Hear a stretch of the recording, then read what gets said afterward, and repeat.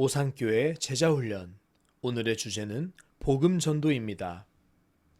이 책의 저자 심수명 목사님은 이런 경험이 있다라고 말합니다. 어느 날 목사님이 굉장히 바쁜 회사의 사장님에게 다가가 전도를 했다고 합니다. 아니 그랬더니 사장님이 웃으면서 이렇게 넘겼다고 합니다. 내가 너무 바빠서 죽을 시간도 없는데 어떻게 한가하게 교회를 나가며 신앙생활을 할 수 있겠습니까? 다음에 나이가 들고 한가해지면 한번 생각해 보겠습니다. 그렇게 복음을 거절하고 2주일이 지난 어느 날 새벽에 사장님은 심장마비로 세상을 떠나셨습니다. 그 사건은 심수명 목사님에게 너무나도 큰 충격과 아픔을 주었다고 합니다. 사랑하는 성도 여러분, 전도란 무엇일까요? 전도는 그저 내가 믿는 것을 다른 사람들에게 권하는 것이 아닙니다.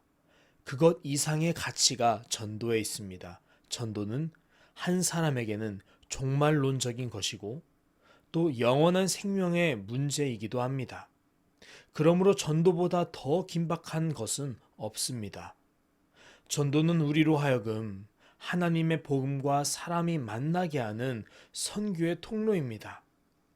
그래서 예수님은 우리에게 땅끝까지 이르러 복음의 증인이 되라고 말씀하셨고, 사도 바울 또한 우리를 예수님의 복음을 전해주는 그리스도의 사신이라고 지적함으로써 복음 전도의 사명을 강조했습니다. 하나님은 성도들을 통해서 세상 사람들에게 하나님 아버지의 마음을 전하십니다. 그래서 우리는 이 영광스러운 복음 전도의 직분을 모두 안고 있는 것입니다. 이처럼 하나님은 사람의 영혼을 천하보다 귀하게 여기시는데요. 그래서 사람의 영혼을 구원하기 위해서 복음 전도를 하길 원하십니다. 그렇다고 한다면 우리가 전도해야 되는 이유에 대해서 성경은 무엇이라고 말을 하고 있는지 우리가 함께 배워보도록 하겠습니다. 먼저는 예수님의 명령이 있습니다. 함께 말씀을 읽겠습니다. 시작. 예수께서 나와 말씀하여 이르시되 하늘과 땅의 모든 권세를 내게 주셨으니 그러므로 너희는 가서 모든 민족을 제자로 삼아 아버지와 아들과 성령의 이름으로 세례를 베풀고 아멘. 예수님께서는 모든 민족을 제자로 삼으라고 말씀하셨습니다. 사람들을 제자로 삼는다라는 것은 내가 한 명의 선생의 노릇을 하라는 것입니다. 선생은 내가 알고 있는 지식을 제자들에게 어떻게 하면은 쉽고 더 정확하게 가르쳐 줄 수 있는지를 고민하는 직업입니다. 선생은 그러므로 제자들에게 자신이 배워온 지식들을 전달해 주는 사람입니다. 우리가 갖고 있는 지식이 무엇입니까? 바로 복음입니다. 하나님의 말씀인 성경입니다. 우리가 누군가에게 복음을 전하려고 한다면 우선 우리는 복음에 대해서 우리 자신이 먼저 알고 있어야 합니다. 그래서 성경을 공부해야 되고 교회에서 성경 공부를 하는 일은 매우 중요한 사명 중에 사명이다라는 것을 우리가 함께 알아야 합니다. 두 번째로는 화목의 직분을 받았습니다. 우리 함께 말씀을 읽겠습니다. 시작. 모든 것이 하나님께로서 났으며 그가 그리스도로 말미암아 우리를 자기와 화목하게 하시고 또 우리에게 화목하게 하는 직분을 주셨으니 곧 하나님께서 그리스도 안에 계시사 세상을 자기와 화목하게 하시며 그들의 죄를 그들에게 돌리지 아니하시고 화목하게 하는 말씀을 우리에게 부탁하셨느니라. 그러므로 우리가 그리스도를 대신하여 사신이 되어 하나님이 우리를 통하여 너희를 권면하시는 것 같이 그리스도를 대신하여 간청하노니 너희는 하나님과 화목하라. 아멘. 우리가 받은 화목의 직분은 사실 하나님과 세상이 원수의 관계이기 때문에 필요합니다. 하나님은 세상을 너무 사랑하시지만 세상은 하나님을 사랑하지 않고 미워합니다. 그래서 하나님은 아무리 세상을 향해 다가가려고 하셔도 세상 사람들은 하나님의 초대를 끊임없이 거부하고 모욕하며 더 곁길로 빠져나갑니다. 하나님과 세상과의 이 원수된 사이를 어떻게 하면 화목하게 할 수 있을까요? 놀랍게도 예수님의 십자가의 사랑은 그 원수된 관계를 하나로 화해하게 합니다. 그렇다면 우리는 이 예수님의 복음을 가지고 세상 사람들에게 전해야 하지 않을까요? 하나님과 우리가 서로 화목할 수 있게 하는 유일한 비결, 복음. 우리가 복음을 사람들에게 전달하는 사명을 받은 귀한 사명자이라는 사실을 꼭 아시길 바랍니다. 세 번째는 타인에 대한 책임입니다. 말씀을 읽겠습니다. 시작. 인자야, 내가 너를 이스라엘 족속의 파수꾼으로 삼음이 이와 같으니라. 그런즉 너는 내 입의 말을 듣고 나를 대신하여 그들에게 경고할지어다. 가령 내가 악인에게 이르기를 악인아 너는 반드시 죽으리라 하였다 하자. 내가 그 악인에게 말로 경고하여 그의 길에서 떠나게 하지 아니하면 그 악인은 자기 죄악으로 말미암아 죽으려니와 내가 그의 피를 너의 손에서 찾으리라. 그러나 너는 악인에게 경고하여 돌이켜 그의 길에서 떠나라고 하되 그가 돌이켜 그의 길에서 떠나지 아니하면 그는 자기 죄악으로 말미암아 죽으려니와 너는 내 생명을 보전하리라. 아멘. 이 말씀은 하나님께서 에스겔 선지자에게 하시는 말씀이셨습니다. 예언자는 하나님의 파수꾼이 되어서 하나님의 말씀에 따라 백성들을 경고하고 위험을 깨닫게 하는 책임을 부여받습니다. 그리고 이제 이런 경고하는 책임은 모든 그리스도인들에게 부여되었습니다. 예수 그리스도 안에서 복음 전파의 영광스러운 직분을 받은 우리 모든 성도들은 세상에 대하여 책임을 지고 있습니다. 우리가 복음을 전하지 아니하여서 세상이 망하면 하나님은 세상을 멸망하실 뿐 아니라 그에 대한 핏값을 우리에게 찾으실 것입니다.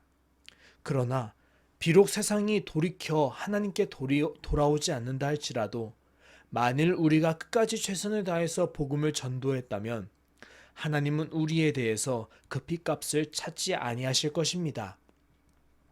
네 번째는 사랑의 감동입니다. 함께 읽겠습니다. 그리스도의 사랑이 우리를 강권하시는도다. 우리가 생각하건대 한 사람이 모든 사람을 대신하여 죽었은즉 모든 사람이 죽은 것이라. 아멘. 이 말씀을 쓴 바울은요, 순수하지 못한 의도로 사람을 얻으려 한다는 비난을 받고 있었습니다. 바울은 그들에게 가장 큰 동기에 대하여 말하고 있는데 그것의 핵심은 그리스도 예수의 사랑이며 자신은 그리스도의 사랑이 강권하는 바대로 행하는 것이라고 대답합니다. 그래서 바울은 가장 중요하고도 간단한 핵심 메시지, 즉 예수 그리스도의 죽으심과 부활만을 말했습니다. 이와 같이 우리 성도들은 예수 그리스도의 사랑으로 인해 그 생명을 전하는 자로 살아야 할 책무를 가지고 있습니다. 그렇다면 우리는 언제부터 예수님을 다른 사람들에게 전해야 될 사명을 갖게 되었습니까? 바로 우리가 예수 그리스도를 믿는 그 순간부터 우리는 예수님의 제자가 된 것입니다. 내가 예수님을 믿기로 시작한 그때 또는 내게 믿음이 점점 생겨가면서 내가 예수님의 사람이 되고자 마음먹었던 그때부터 우리는 어쩌면 예수님께서 기뻐하시는 복음 전도의 사명자로 세우심을 받은 것은 아닐까요? 우리가 이렇게 예수님의 복음을 전해야 되는데 예수님께서 왜 이 땅에 오셨는지를 전해야 되겠지요. 예수님께서 이 땅에 오신 목적은 무엇일까요? 성경은 이렇게 말합니다. 함께 읽겠습니다. 인자가 온 것은 잃어버린 자를 찾아 구원하려 함이니라. 아멘.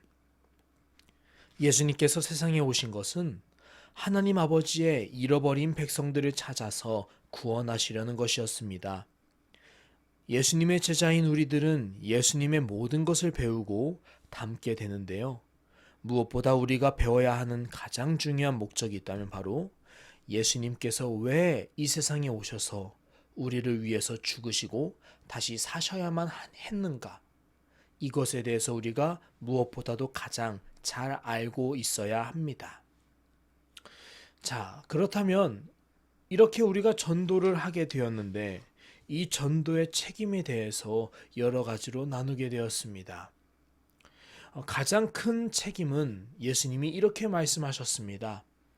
마태복음 4장 19절엔 이렇게 말씀합니다. 말씀하시되 나를 따라오라. 내가 너희를 사람을 낚는 어부가 되게 하리라 하시니. 아멘. 예수님이 우리를 택하셨습니다.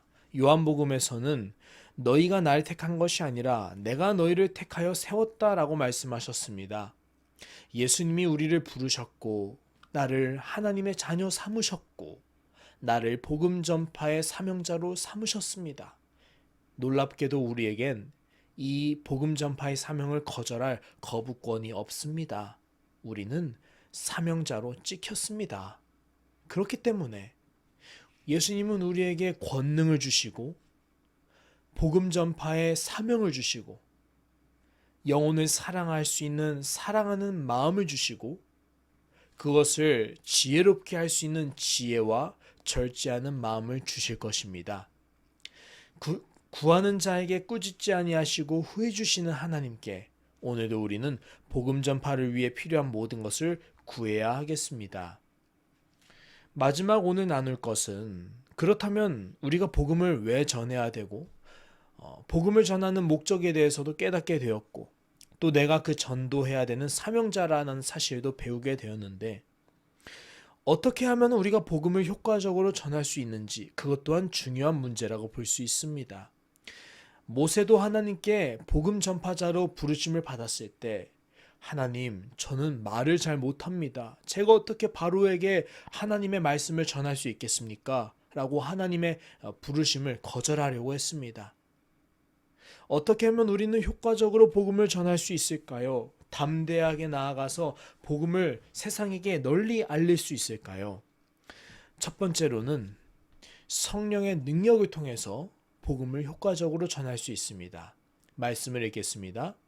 오직 성령이 너희에게 임하시면 너희가 권능을 받고 예루살렘과 온 유대와 사마리아와 땅끝까지 이르러 내 증인이 되리라 하시니라. 아멘. 여기서 너희는 내 증인이 되라 라는 명령형이 아니라 너희는 내 증인이 될 것이다 라는 미래입니다. 그럼 예수님의 증인이 될 거라는 건데 무엇이 그것을 보증하느냐? 바로 성령께서 우리에게 임하시면 권능을 받게 될 것인데 우리가 받은 그 능력을 가지고 우리는 증인으로서 살아갈 수 있게 될 것이다. 그러므로 우리가 복음 증거를 효과적으로 하기 위해서 가장 중요한 것은 바로 성령님의 능력을 입는 것입니다. 그러므로 우리는 성령으로 충만하기 위해서 늘 성령 충만을 구해야겠습니다. 자, 두 번째로 복음을 어떻게 하면 효과적으로 전할 수 있을까요? 바로 지혜롭게 접근하는 것입니다. 말씀을 읽겠습니다. 거기 또 야곱의 우물이 있더라. 예수께서 길 가시다가 피곤하여 우물 곁에 그대로 앉으시니 때가 6시쯤 되었더라. 사마리아 여자 한 사람이 물을 기르러 왔음에 예수께서 물을 좀 달라 하시니 이는 제자들이 먹을 것을 사러 그 동네에 들어갔음이러라. 사마리아 여자가 이르되 당신은 유대인으로서 어찌하여 사마리아 여자인 나에게 물을 달라 하나이까 하니 이는 유대인이 사마리아인과 상종하지 아니함이러라. 아멘. 예수님께서 사마리아 수가성에서 한 여인에게 복음을 전하시는 장면입니다. 예수님은 자연스럽게 물 좀 달라고 접근하셨고 이러한 접근은 여인에게 호기심을 일으켰습니다. 왜냐하면 일반적으로 유대인은 사마리아인들과 상종하지 않았기 때문입니다. 여인 입장에서는 왜 유대인인 당신이 사마리아 여자인 나에게 물 좀 달라고 말을 하는지 궁금했을 것입니다. 결국 이 여인은 그렇게 시작된 예수님과의 대화를 통해 복음을 받게 되고 즉시 회개하여 복음을 전하기까지 하는 놀라운 변화를 보였습니다. 이처럼 우리는 지혜롭게 복음을 전해야 됩니다. 어떻게 하면 지혜로운 방법인지 모를 때 우리는 기도하면 됩니다. 그렇게 되면 성령님께서 그때마다 우리에게 무엇을 말해야 될지 반드시 알려주시고 인도하실 것입니다. 세 번째로 하나님의 말씀 자체가 우리에게 효과적인 복음 전도를 할 수 있게 합니다. 말씀을 읽겠습니다. 하나님의 말씀은 살아있고 활력이 있어 좌우의 날선 어떤 검보다도 예리하여 혼과 영과 및 관절과 골수를 찔러 쪼개기까지 하며 또 마음의 생각과 뜻을 판단하나니. 아멘. 복음을 전할 때 있어서 가장 강력하고 효과적인 방법은 성경 말씀 그 자체를 전하는 것입니다. 하나님의 말씀 자체가 살아있고 운동력이 있어서 가장 강력하게 복음을 전할 수 있는 무기입니다. 사람의 지혜는 말씀을 잘 전하기 위한 도구에 불과합니다. 도구가 빛이 나면 안 되고 말씀이 빛이 나도록 도구는 자기 자신을 낮추어야만 하겠습니다. 마지막으로 네 번째를 나누겠습니다. 주여, 이제도 그들의 위협함을 굽어보시옵고 또 종들로 하여금 담대히 하나님의 말씀을 전하게 하여 주시오며 손을 내밀어 병을 낫게 하시옵고 표적과 기사가 거룩한 종 예수의 이름으로 이루어지게 하옵소서 하더라. 빌기를 다음에 모인 곳이 진동하더니 무리가 다 성령이 충만하여 담대히 하나님의 말씀을 전하니. 아멘. 네 번째로는 주님의 도우심을 구하는 것이었습니다. 이 말씀에서 교회는 이렇게 기도합니다. 저들의 위협함을 굽어 보시옵소서. 많은 위협 가운데 두려움이 있었던 상황이었던 것 같습니다. 그러나 교회는 그럴수록 더욱더 주님을 의지하며 주님께 도우심을 구하며 더욱더 하나님의 말씀을 담대히 전하게 해달라고 간구하고 있습니다. 말씀을 전할 때 이처럼 우리를 방해하는 것들이 있습니다. 그것들을 이기기 위해서는 교회처럼 우리도 주님의 도우심이 필요합니다. 빌기를 다 마쳤을 때 하나님은 모인 곳을 진동시키시며 성령의 충만함을 주심으로 그들의 간구에 응답해 주신 것처럼 주님은 우리가 복음 전파할 때 구하는 것들, 기도하는 것들을 응답하시며 우리의 도움이 되실 것입니다. 오늘 말씀을 맺으면서 마무리하겠습니다. 사랑하는 오산교회 성도 여러분, 우리 오산교회도 복음 전도를 통해서 많은 영혼들을 하나님께 돌이키게 할 것입니다. 우리에겐 하나님의 비전이 있고 하나님의 소원이 심겨진 교회입니다. 우리는 할 수 있습니다. 우리가 이처럼 성령을 충만하길 구하고 하나님께 모든 것들을 필요한 만큼 구하며 복음 전파를 담대히 더욱더 전파하며 나가는 우리 오산교회가 되기를 원합니다. 기도하겠습니다. 사랑하는 하나님 감사합니다. 우리 오산교회 복음 전파의 사명을 주시고 이 복음 전파를 위해서 우리를 세워주시고 연단케 하심을 감사합니다. 사랑하는 오산교회에서 수많은 영혼들이 구원을 받는 귀한 회심의 역사가 일어날 수 있도록 우리가 쉬지 않고 복음을 전하게 하옵소서. 예수님의 이름으로 감사드리며 기도합니다. 아멘.